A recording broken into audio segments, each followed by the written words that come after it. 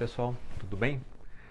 Nesse módulo a gente vai falar um pouquinho sobre a escolha da especialidade médica. A gente vai falar um pouco sobre quais são as especialidades mais concorridas para o médico recém-formado e vamos entrar um pouquinho nessas especialidades, falar um pouquinho de algumas características para que possa auxiliar vocês a tomarem alguma decisão, né?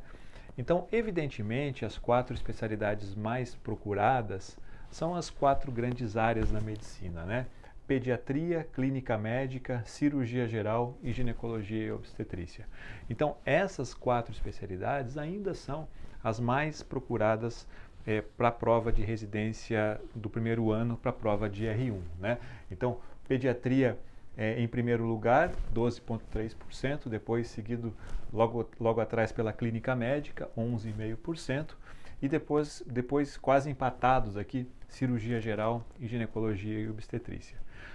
Essas são as 4 grandes áreas, mas não são as únicas, né? Existem várias especialidades que você pode prestar a prova já logo depois de formado, né?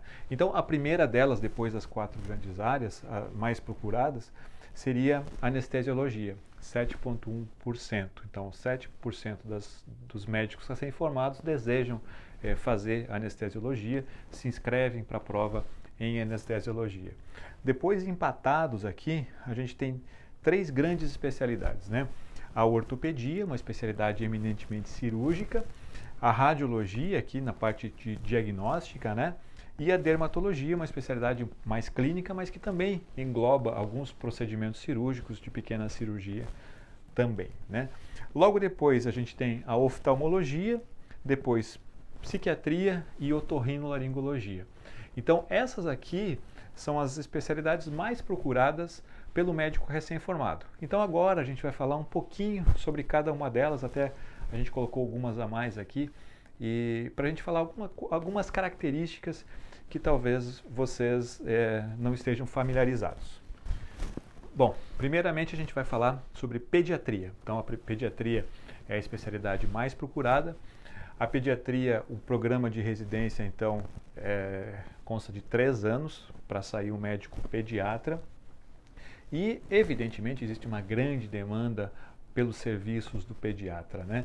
Então, existe uma grande demanda tanto pelo pediatra geral, né, o médico generalista da pediatria, e também pelas especialidades.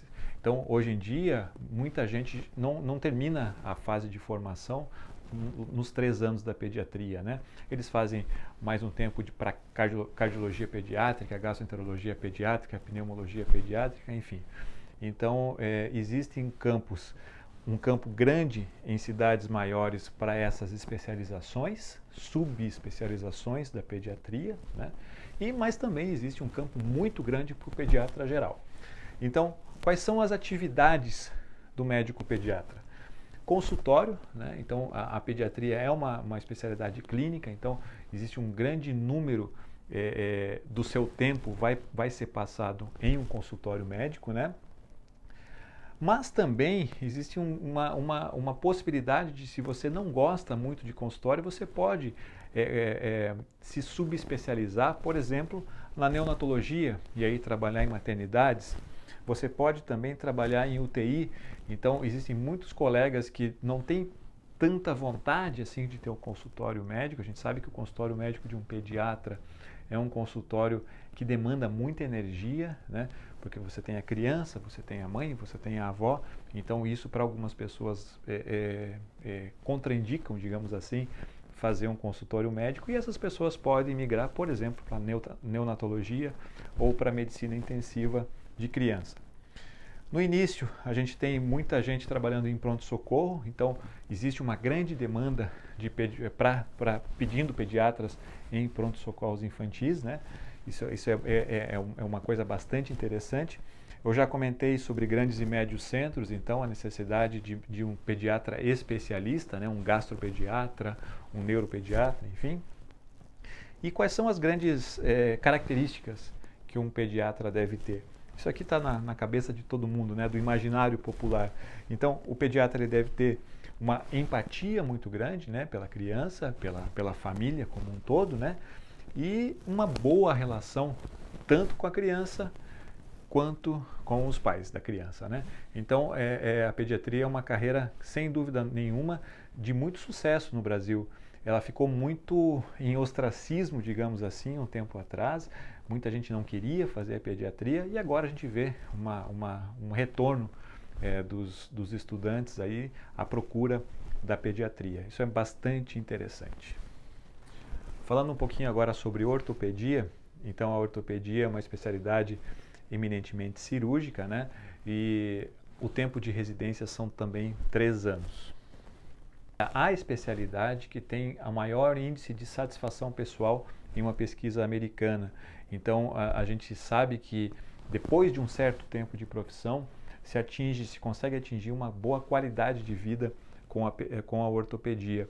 A gente sabe que existe uma boa remuneração ao médico ortopedista, tanto nos trabalhos americanos quanto nos brasileiros, né? Então, quais seriam as atividades de um ortopedista? Inicialmente, ele pode começar num pronto-socorro, né? Existe uma demanda muito grande por ortopedistas em pronto-socorro e, além do pronto-socorro, então, atividades em ambulatório, em consultório, né? E também, claro, centro cirúrgico. Então, o ortopedista costuma equilibrar a vida dele, né? Em algumas partes do seu tempo no consultório, algumas partes no centro cirúrgico, algumas partes em pronto-socorro também. E existe uma grande tendência hoje do ortopedista de se subespecializar. Existe, obviamente, lugar para o ortopedista geral, digamos assim, né? Mas existe uma grande tendência dessa subespecialização, que seria, então, o especialista em ombro, o especialista em mão, em pé, em coluna, em quadril, em esporte, o médico de joelho, o que vê mais a parte oncológica, o ortopedista pediátrico. Então, existe essa tendência de subespecializações. Em cidades médias, a gente vê uma tendência de clínicas ortopédicas, onde cada um faz determinada parte, né? Então, ali, vários colegas, vários ortopedistas se unem, né? E eles fazem daí essa clínica de subespecialidades, digamos assim. Mas é uma grande especialidade com uma grande qualidade de vida. Ela é diferente a qualidade de vida. Se você for perguntar para um residente de ortopedia, ele vai falar que não há qualidade de vida nenhuma, né? As residências de ortopedia são conhecidas pelo grande trabalho que se tem, né?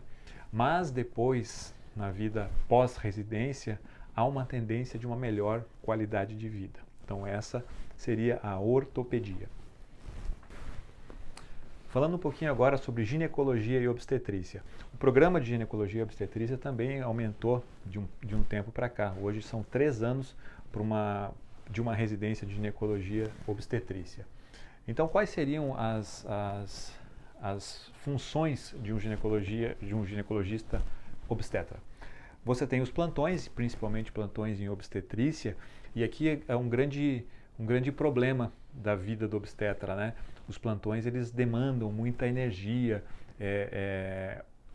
dizem muito que a qualidade de vida de quem faz plantão em obstetrícia diminui muito, né? Porque você tem toda aquela responsabilidade e às vezes você tem que, você não está de plantão, mas você está seguindo uma paciente, você vai fazer o parto e tal. Então, existe essa questão dos plantões na obstetrícia. Mas você também tem outras atividades, evidentemente, tanto em ambulatórios do SUS, como em consultórios, e aí no consultório você pode focar, fazer não só a obstetrícia, você pode fazer a ginecologia, dar preferência a determinados tratamentos em detrimento de outros, né? E você pode se subespecializar. Então, depois daqueles 3 anos, você pode fazer uma subespecialidade, né? E quais seriam as subespecialidades na ginecologia e obstetrícia? A mastologia, tem um grande número de colegas migrando, né, fazendo a mastologia logo depois, já para buscar uma maior qualidade de vida. Endoscopia ginecológica, medicina fetal, sexologia, ultrassonografia e reprodução humana. Então, existem várias alternativas ao plantão obstétrico. Você pode, dentro da ginecologia obstetrícia, você pode seguir para alguma outra área que te traga um pouquinho mais de tranquilidade, um pouquinho mais de qualidade de vida. Mas é sem dúvida uma das especialidades mais procuradas pelos estudantes e pelos médicos recém-formados. Uma outra especialidade é a anestesiologia, uma das especialidades mais procuradas. Então, depois que a gente tira, né, as 4 grandes especialidades, né, a clínica médica, a ginecologia, pediatria e cirurgia geral, a próxima especialidade em termos de procura do médico recém-formado é a anestesiologia. O programa de anestesiologia é de 3 anos, a residência, e você pode, na tua vida como anestesista, basicamente ter 3 formas de trabalho. Então você pode trabalhar como um autônomo, então você pode, por exemplo, se aliar a uma equipe de um cirurgião, por exemplo, e fazer só as anestesias daquele colega, né? Você pode ser autônomo. Você pode ser concursado, então o concursado seria, você faz um concurso no hospital público ou em outro serviço, né? E você é contratado daquele hospital. E aí você faz aquela carga horária determinada e você recebe o valor referente a isso no final do mês. E uma grande tendência dos anestesistas é a formação de cooperativa médica. Então, existem em cidades médias, não existe uma só cooperativa, existem várias cooperativas de anestesista, e isso traz uma grande força para o anestesista, né? Então, e o fato de você trabalhar em equipe sempre é muito interessante. Às vezes você não pode fazer determinado plantão, às vezes você não pode, você tem algum problema. E, claro, dentro de uma equipe é muito mais fácil de manejar isso, né? Uma outra coisa que tem acontecido muito com a anestesiologia é a saída dos hospitais. Então, claro, existe muita demanda do anestesista no hospital, não é isso que eu estou dizendo, mas agora começa a haver trabalho para o anestesista em locais fora de hospital, né? Você tem clínicas, por exemplo, que fazem procedimentos oftalmológicos, endoscópicos, que você necessita de um anestesista. Então, isso é bastante interessante, é um mercado mais recente para o anestesista, mas muito interessante. Traz uma qualidade um pouco melhor do que aquela vida dentro do hospital. E a outra coisa também que o anestesiologista faz é o consultório, né? Então você faz consultas pré-operatórias, você pode fazer uma clínica de dor, então também existe essa necessidade de um anestesiologista dentro de um consultório médico. Além então daqueles procedimentos que eu falei de oftalmologia e endoscopia, existem muitos procedimentos de imagem, né? Existem hospitais que fazem, por exemplo, uma sedação com anestesista para procedimentos como ressonância magnética para aqueles pacientes fóbicos, né? Ecocardiografia transesofágica do cardiologista também é feita com anestesia. Então, existe uma migração do anestesista e novas aberturas de campo. Isso é muito interessante para essa especialidade. Falar um pouquinho sobre dermatologia. Dermatologia é uma especialidade muito concorrida, né? Tem uma concorrência muito grande, é uma especialidade muito associada a uma boa qualidade de vida, né? Então, a dermatologia ela tem um tempo aí de residência de 3 anos. O médico dermatologista, ele é um médico eminentemente de consultório, né? Então, ele trabalha muito em clínicas e existe a parte dermatológica clínica, né, as doenças fúngicas, as doenças dermatológicas, enfim, e existe a parte estética, né? E aí tem todos os procedimentos. Os procedimentos podem ser também os procedimentos estéticos e também os procedimentos clínicos, exérese de lesão, enfim. Então, neoplasias, né? Então, o dermatologista ele costuma trabalhar muito, além da parte clínica, com cirurgias ambulatoriais, pequenas cirurgias. Isso aumenta muito o ganho de um dermatologista, né? E também existe a possibilidade de você trabalhar na dermatologia em hospitais. É mais raro, né? Mas é um médico muito procurado. Dentro dos dermatologistas, muito o dermatologista clínico, com raciocínio clínico aguçado, aquele que conhece as doenças, que usa as medicações de ponta. Esse é um dermatologista que se destaca muito entre todos os dermatologistas, né? Então é uma especialidade muito interessante, a dermatologia. Uma especialidade que tomou bastante crescimento nos últimos anos foi a especialidade da medicina de saúde da família, né?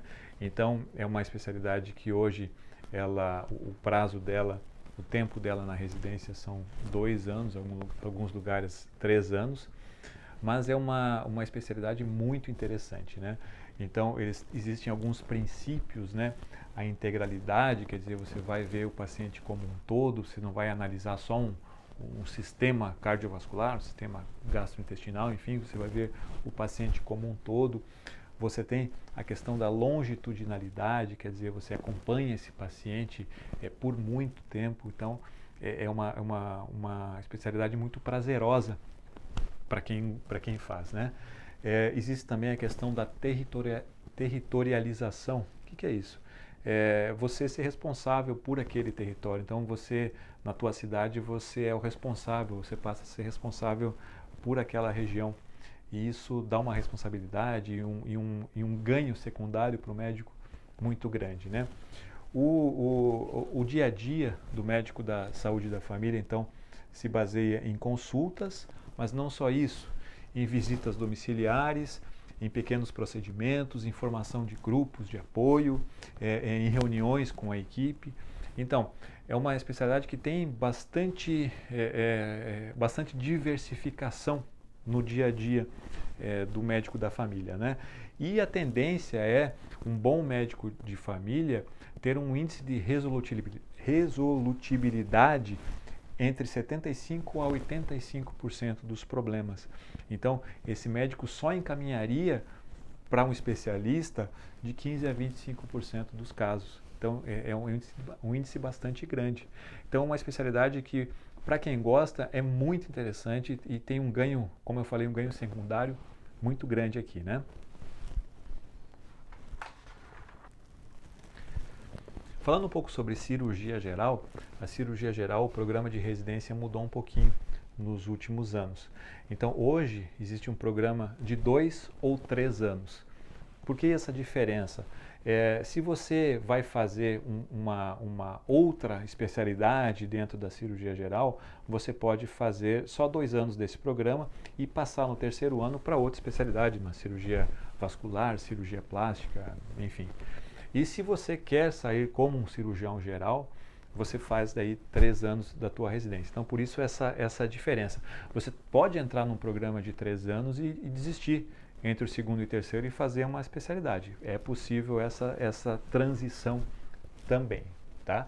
E quais são as atividades de um cirurgião geral? As consultas, né?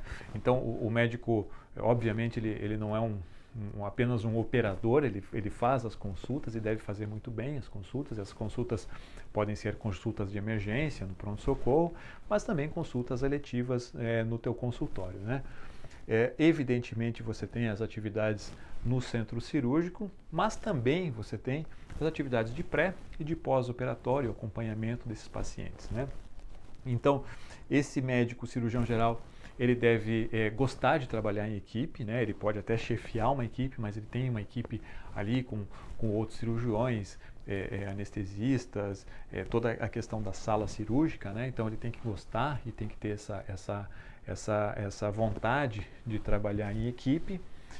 Tem que ter uma excelente relação médico-paciente, também uma relação boa com a família do paciente, né? São procedimentos que muitas vezes trazem riscos, né? Isso deve ser muito bem conversado com todos, então é uma especialidade que traz essa necessidade da relação médico-paciente. Na verdade, o que a gente vê é que o cirurgião geral que tem essa questão de um bom relacionamento médico-paciente, de uma boa condução de uma consulta clínica, é um cirurgião que se destaca muito, né? Então, diante de um mercado com muitos cirurgiões, essas características se sobressaem em determinados colegas, a gente vê muito disso, né? Evidentemente, ele tem que ter uma educação médica continuada, então os procedimentos mudam, os equipamentos mudam, então esse médico deve estar sempre se atualizando, isso em qualquer das especialidades, mas também aqui, né? E existe a questão dos plantões. Então, muitos cirurgiões, eles passam anos fazendo plantões. Em alguns lugares existe também a figura do sobreaviso, né? Quer dizer, o médico não precisa estar de plantão, mas ele tem que estar disponível. E aí, se houver uma urgência, ele vai ser chamado para resolver aquela urgência em determinado período de tempo, né? Então, essa é uma realidade para o cirurgião, esse trabalho também em plantões e em sobreavisos. Falando um pouquinho agora sobre clínica médica. Então, clínica médica, a residência de clínica tem 2 anos, né? Muitas vezes é chamado também de medicina interna, a clínica médica. E a clínica médica, muitas vezes, ela é considerada um trampolim, né? Então, o médico recém-formado ele quer fazer uma especialidade clínica, endocrinologia, cardiologia, mas essas especialidades exigem 2 anos de clínica médica. Mas não, a pessoa pode fazer 2 anos de clínica médica e sair para o mercado de trabalho, evidentemente, né? Existe aí um problema que muitas vezes o paciente e alguns colegas não entendem, o colega sim, mas os pacientes eles acabam não entendendo a diferença de um clínico geral que acabou de sair da faculdade para um médico que fez 2 anos de residência em clínica médica, né? Que é com certeza muito melhor preparado. Então, você tem aqui atividades na clínica eminentemente em consultórios, né? Então, o consultório de um clínico é um consultório com investimento muito baixo, você não precisa investir em equipamentos, né? Que às vezes custam aí 100, 200 mil reais. Às vezes você vai ter dificuldades com convênios, então muitos convênios aí, eles não querem credenciar o médico interno, já tem vários clínicos gerais credenciados e aí eles acabam não vendo o valor desse médico que fez 2 anos de residência, né? Atividades também em pronto-socorro, né? Todo pronto-socorro tem um clínico ali trabalhando. E uma coisa muito interessante, que é um modelo que surgiu nos Estados Unidos e na Europa, mas que tem sido trazido para o Brasil mais recentemente, é o modelo do hospitalismo, né? Que seria um bom clínico que faria uma enfermaria de hospital como um médico diarista, né? Ele passaria algumas horas do dia dele dentro do hospital. E ele vai ser o responsável por conduzir aquele paciente, se for necessário alguma chamada de algum colega, né? Ele vai chamar determinadas especialidades, mas ele é o médico responsável pelo caso. Então, existe uma boa remuneração para o médico, que é o médico hospitalista, e existe um grande ganho do convênio também. Existe uma economia do convênio quando ele tem esse médico especialista, né? O paciente vai ficar menos tempo internado, ele vai precisar de menos exames, então existe um ganho dos dois lados aqui, né? Então essa é uma grande área para o clínico trabalhar hoje em dia. Existe uma carência, né, de atendimento integrado e de prevenção aqui no Brasil. Então, existe um grande mercado de trabalho, né? A gente vê esse movimento de uma medicina mais integrativa em outros lugares e tem-se chegado esse movimento também aqui no Brasil, né? Então, aí um grande campo para o médico que se formou em clínica médica. Falando um pouquinho agora sobre radiologia, a radiologia é uma especialidade que é sempre muito visada pelo estudante de medicina, pelo acadêmico que está se formando, né? A radiologia, então, tem uma residência de 3 anos, aumentou 1 ano na residência, né, nos últimos tempos. E você pode dividir basicamente a radiologia em 2 grupos, né? A parte de investigação e de intervenção. Então, de investigação aí você tem raio-x, ultrassom, tomografia e ressonância. E você tem na parte de intervenção, você pode dividir em 3 também.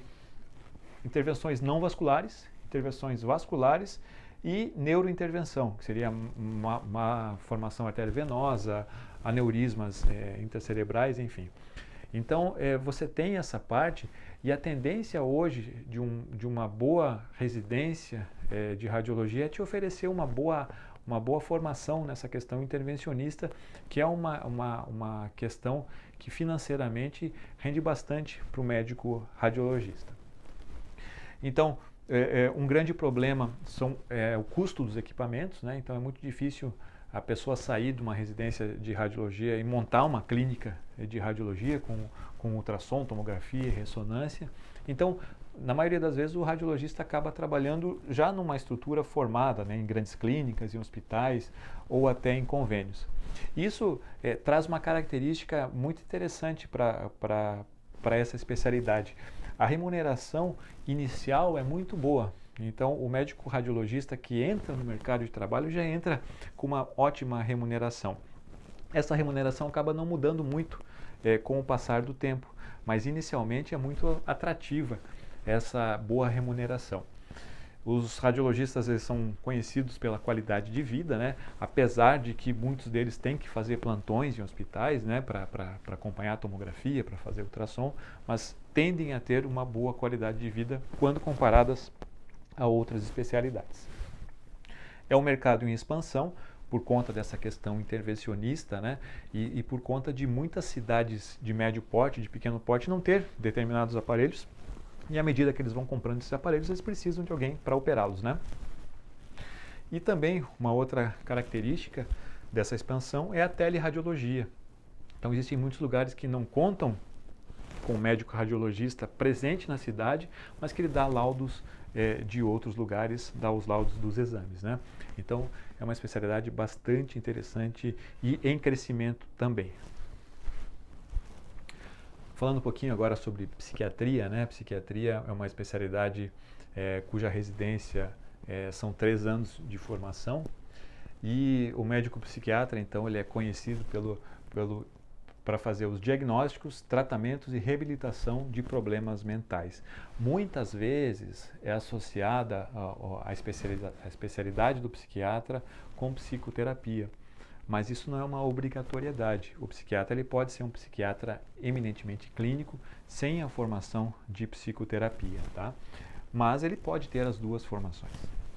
Então, as atividades do psiquiatra são, na maior parte das vezes, em consultório. O consultório pode ser particular, em convênio ou pelo SUS, né? Existe aqui uma característica da especialidade que as consultas elas tendem a ser em um tempo maior e não há um procedimento associado, né? Então os médicos psiquiatras eles tendem a atender menos os convênios por causa da baixa remuneração. Existem até alguns convênios que eles tendem a pagar mais para o médico psiquiatra quando comparados a outras especialidades, né? Além do consultório, os médicos eles têm muitas atividades em hospital, e aí pode ser um hospital geral ou um hospital psiquiátrico, né? E aí entra plantões em hospitais psiquiátricos também, é um campo de trabalho. E o CAPS, né? O CAPS que é o atendimento pelo SUS, né? O Centro de Atendimento Psicossocial. Então, com o aumento na estrutura dos CAPS, há uma maior procura por psiquiatras, né? Muitos CAPs eles não contam com psiquiatras por pura falta de médicos psiquiatras, né?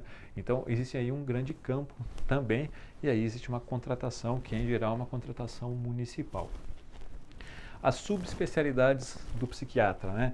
Então existem a especialidade de infância e adolescência, a psicogeriatria, a psiquiatria forense, a psicoterapia e a medicina do sono. Então, são várias subespecialidades que o psiquiatra pode fazer. Muitas vezes a pessoa que pensa em fazer psiquiatria pondera, né? Mas eu não vou aguentar ficar toda hora no meu consultório só atendendo depressão, só atendendo ansiedade. Mas ela pode também fazer alguma coisa de subespecialidade para fazer algumas horas do seu dia em determinadas situações, né? Então, a psiquiatria também é uma especialidade muito procurada. Falando um pouquinho sobre otorrinolaringologia, então é uma especialidade também de acesso direto, muita gente não sabe disso, muita gente acha que para entrar no otorrino tem que fazer 2 anos de cirurgia, mas não, ele pode entrar diretamente na otorrino, né? E o programa de residência são 3 anos. É uma especialização bastante interessante porque existe uma grande mistura do clínico com o cirúrgico, né? Então o otorrino ele passa muito tempo no centro cirúrgico, mas também muitas patologias clínicas que ele acaba atendendo em um consultório médico, né? Também ele consegue associar os procedimentos. Ele pode fazer polissonografia, ele pode fazer videolaringoscopia. Então, é uma especialidade muito completa. Você tem a questão clínica, a questão de procedimentos e a questão cirúrgica aqui em uma só especialidade. Alguns dados demográficos, 60% dos otorrinos se encontram na região sudeste, 60% dos otorrinos do Brasil se encontram na região sudeste e apenas 3% no norte do país. Então existe uma grande desigualdade geográfica aí quando se fala em otorrinolaringologia. E uma grande particularidade da otorrino é a necessidade de você trabalhar em equipe, né? Então você sempre está trabalhando junto com uma fonoaudióloga. E isso é bastante interessante quando você está chegando em alguma região, você é otorrino, você acabou a tua residência e vai entrar em alguma região, você procurar essas fonoaudiólogas, apresentar o teu trabalho, né? Às vezes encaminhar para elas, porque acaba que muitas delas não têm um otorrino de referência e você pode passar a ser esse otorrino de referência. Isso vale também para outras especialidades, né? Quando você está falando, por exemplo, com um endocrinologista e uma nutricionista, né? Um psiquiatra e um psicólogo. Então, essa interação de outras profissões é bastante interessante aí, aqui no caso, para o otorrino. Falando sobre oftalmologia, então, uma residência que dura 3 anos, né? O médico oftalmologista é um médico que precisa também de uma atualização constante, como quase todas as especialidades médicas, né? Mas é uma profissão que engloba algumas características, né? Então você tem a tua consulta, normalmente a tua consulta já tem que se fazer alguns procedimentos diagnósticos, né? E também alguns procedimentos terapêuticos em muitos casos, né? Então, o médico oftalmologista é um médico que se ele quiser trabalhar numa clínica própria, no início ele vai ter que fazer um investimento muito alto. Às vezes um pequeno consultório ali você vai gastar 150, 200 mil reais para montar um consultório de oftalmologia, né? Então, muitas vezes ele vai acabar trabalhando numa clínica já formada, né? Ou vai trabalhar pelo SUS ou em algum hospital. Mas existem essas opções para o oftalmologista. E muitas vezes o oftalmologista, ele acaba, quando ele está dentro de um grupo, ele acaba se subespecializando. Então a gente tem aqui médicos que só fazem cirurgia refrativa, médicos que cuidam da questão de catarata, de retina, de córnea, enfim. Então, existe essa questão, principalmente nas cidades médias e grandes, de uma subespecialização. Então, ele acaba fazendo 3 anos, mais 1 ou 2 anos de uma subespecialização. Falando um pouquinho sobre infectologia, né, uma especialidade que eu acho que todo mundo viu na TV em 2020. Com a pandemia, então os infectologistas eles tiveram, né, que ser mostrado por muitos canais aí, e entrevistas, enfim. O infectologista, que é um médico que normalmente ele não aparece muito, né? Mas a tendência, né, dizem agora que é a gente ter cada vez mais epidemias e pandemias. Então o infectologista, sem dúvida nenhuma, é um profissional que estará em ascendência. Então, a residência de infectologia também é uma residência de acesso direto, não é necessário você fazer clínica médica para entrar em infectologia. É uma residência aí de duração de 3 anos. E aí, você pode ter as suas atividades em consultório, né? E o que o infectologista atende, né? Ele pode atender pacientes com HIV, com tuberculose, com hepatites, DSTs, no Norte e Nordeste, muita medicina tropical, infecções de um modo geral e imunossupressões, né? Hoje em dia, as quimioterapias, os tratamentos reumatológicos, enfim, você acaba tendo muita imunossupressão. E aí aquelas infecções oportunísticas podem aparecer também nesses pacientes. Então, é uma gama muito grande de atendimento em consultório para o infectologista. Ele também pode trabalhar em hospital, geralmente ele trabalha em consultório e em hospital, né? E no hospital você vai ter todos esses pacientes aqui que eles podem internar também, né? E você tem também a necessidade de um infectologista fazendo o controle de infecção hospitalar na CCIHs. Então, é também um campo de trabalho para o infectologista, o trabalho nas CCIHs. Você também tem a questão das interconsultas no hospital, né? Então, no hospital, lá quando um paciente num pós-operatório, por exemplo, apresenta uma infecção, o infectologista é chamado para responder uma interconsulta. Talvez seja o maior volume de interconsultas dentro do hospital, talvez seja do infectologista. Também existe a necessidade de um infectologista em saúde pública, né, para programar políticas, a questão de vacinação, enfim. Então, é uma especialidade que a gente viu a grande necessidade dele em 2020. A gente sabe que é uma especialidade em crescimento, né, e que tem um amplo mercado aí pela frente.